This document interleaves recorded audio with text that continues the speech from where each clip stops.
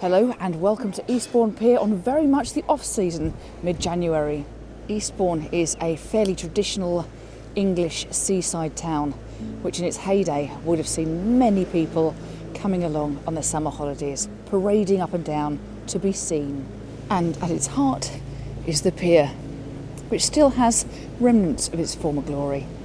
Quite like it here. For context, looking west as I am now is the Lighthouse, Seaford Head, Brighton, and all stuff closer to where I live. And yes, I'm aware that's a tad vague. Some seaside towns can appear brash. Yes. I can't think why. Oh God. What now? It gets worse. Oh my God, it does. Now I am here 2 hours before sunset for a very specific reason. I just wanted to see if I could capture some interesting shots before finding a place where I can be for when the starlings come in. At the moment, my main companions are the gentlemen what are mending the road. And since I seem to have this place to myself, well, I thought I should take advantage of it by getting hopefully in the water. And for that, I have my wellies and my thermal overtrousers. And a thermal vest. Fully prepared for a winter in England. I currently have a retreating tide. Low tide is at the same time as sunset, and maybe I can get some reflections in the sand. I'm going to see if I can get a warm-up shot out the way. This side of the pier doesn't have any light on it, and this would be normally where I'd shoot from in the morning, so I reckon a nice little walk under to the other side should help. This week had been one of those weeks at work. You know, the ones you need to really decompress from. Well, that's why I'm really here. To lose myself for a few hours. Okay, that's better. Some light on the scene. Good stuff. Now today is not about capturing masterpieces. It's about letting go of the last few days and trying to get a little bit of calmness, getting in the zone before I go home. And let's just put it this way. I don't want to unleash the weak on my poor husband. He deserves better. So, I thought you and I could come here together and we'll see what happens. Let's make some photographic magic together. Good Lord. That's so cheesy. Yep. Can't believe I said that. Nor can anyone else, love. Crack on. Around 45 minutes before sunset, I need to make sure that I am in a position where I can capture the starlings as they sweep and swoosh around the end of that there pier, as well as hopefully capturing a more traditional landscape photograph or two. I really have had a hankering for capturing the patterns around here for a number of years, but I've never managed to make it. We have some sun-ish at the moment. We don't have too much wind, and that's important, but when we have a lot of wind, they go straight into roost. Let's just see how it goes. It's just so nice to be out here. Now, let me get into the zone. Stop bothering me. Do I ever shut up? Let me explain about these starlings. In England, starlings are a winter phenomenon, and I'm fortunate enough to have 2 local hotspots within an hour's drive of me that I can go and watch them swoop and come home to roost in the evenings. 2 years ago in Brighton, I got these shots, and it took me 4 visits to get them. On 2 occasions I had clear skies and beautiful light, and consequently I was surrounded by hordes of people, unlike today. So whilst I mooched around trying to get the ideal position for when the big event happened, well, I thought I should do some more traditional landscapey stuff.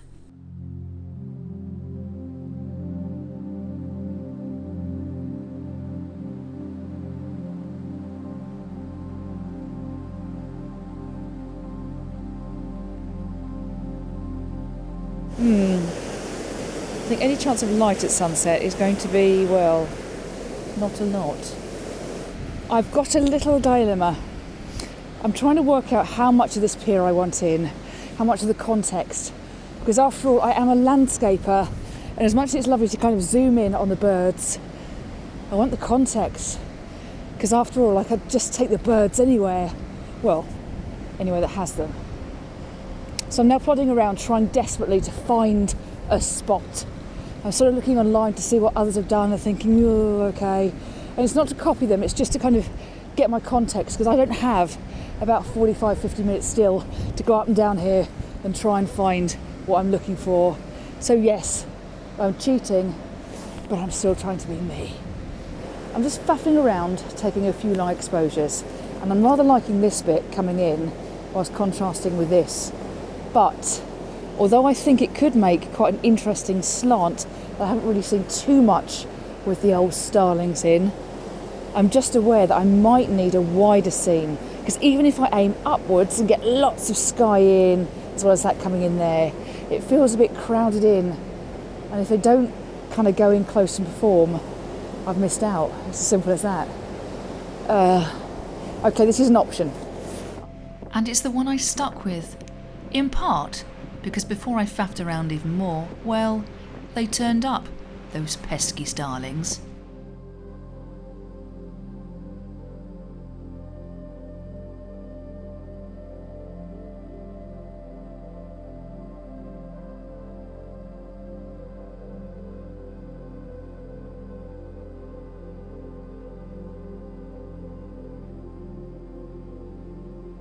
These beauties are getting lower and lower to the water now as they're swooping around, and that generally means that they are preparing to go in to roost for the night. So I waited until most had gone under the pier and continued to lose myself for a good few more minutes. Just lovely. Later, as I wended my way back to the car, I couldn't shake the feeling that I'd stood in the wrong place. So, you know me. Well, being a glutton for punishment, I'm back for day 2 of Starling Watch. And you know it's a different day because I've got a different hat. The attention to detail I have. And a Malibu and Coke. Classy. Kind of bringing back memories from when I was younger. Not pleasant ones either.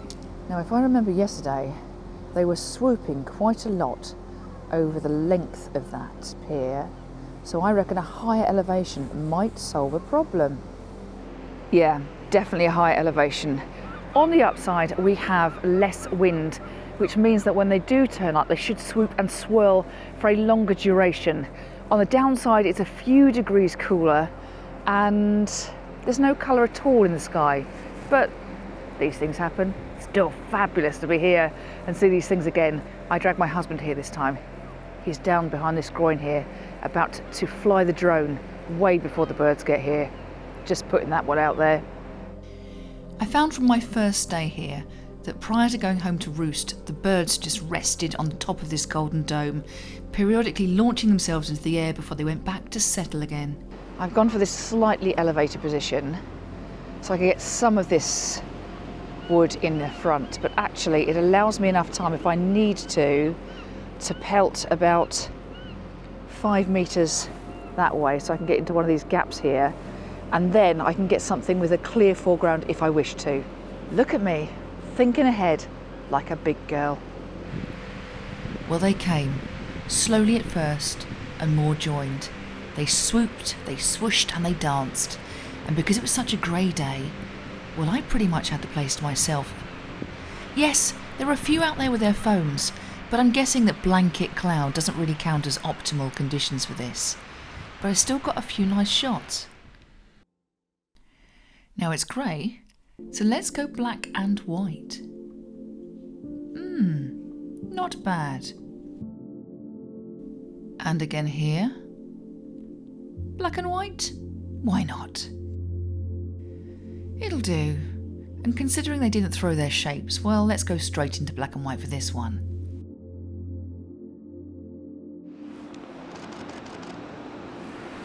I've got several hundred of these to throw away, but it's just so lovely. It's really exciting just when they swoop up, and they're landing at the moment on the roof and they are going to be, hold on, and something will happen, they'll all like a small explosion. It's a little bit like fireworks actually. Yes, fireworks, but a heck of a lot cheaper. Well, they went home to roost quite a bit earlier than they did yesterday, and I think that might be because it's a lot cooler temperature-wise. Still very lovely to see, and if I came back here, I would come up to the higher elevation because I was able to swing round and capture things, whether I wanted to part up the pier or out here to capture them swooping around. That was lovely. I don't think I can do 3 days in a row, but That was lovely. Well, it wasn't exactly easy to tell you my favourite shots for this week because none of them blew me away. But that wasn't the point. It was about getting some headspace and just letting go of that week. And doesn't time pass quickly when you're in the zone, man? It's bonkers. And now I'm more familiar with the 2 hot spots that are close to me and also how to shoot these lovely beasties. I reckon next year I need to get a lot more creative. Having a play with shutter speeds, so perhaps I really capture the dynamic swooping, and also maybe some multi-exposures. Watch me go. Well, it just remains for me to say thank you so much for joining me this week. I'm hoping that I've got a couple of nice ones that I can share with you. Whatever happens, I look forward to taking you with me wherever I am next time. In the meantime, have a cracking couple of weeks. Well, I suppose it remains for me to say thank you so much for joining me today. Oh God, they just flew. I'm a plane.